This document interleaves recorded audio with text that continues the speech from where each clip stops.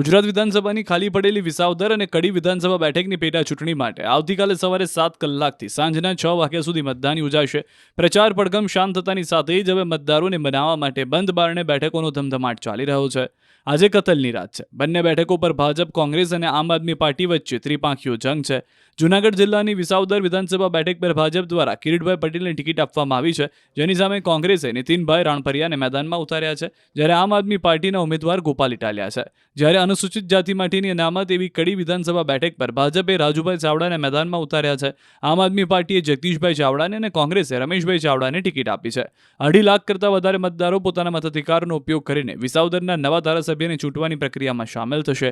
કડીમાં 2,89,927 ઉમેદવારો મતદાન કરશે. બંને બેઠકના તમામ 294 બૂથો પર મતદાન થશે.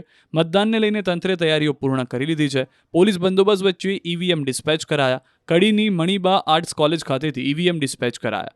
વિસાવદર અને કડી વિધાનસભા બેઠકની પેટા ચૂંટણીના પરિણામથી રાજ્યમાં સત્તાના સમીકરણો પર કોઈ જ ફેર પડવાનો નથી, પરંતુ ભાજપ, કોંગ્રેસ અને આમ આદમી પાર્ટી દ્વારા આ ચૂંટણી પ્રતિષ્ઠાનો જંગ બની રહી છે. 17 વર્ષથી ભાજપ વિસાવદરથી જીત્યું નથી, એટલે આ બેઠક પર કબજો કરવા એડી ચોટીનું જોર લગાવ્યું છે. QR કોડ સ્કેન કરો અને ડાઉનલોડ કરો ન્યૂઝ 18 એપ. મેળવો ગુજરાત અને દેશ દુનિયાની પળે પળની અપડેટ્સ.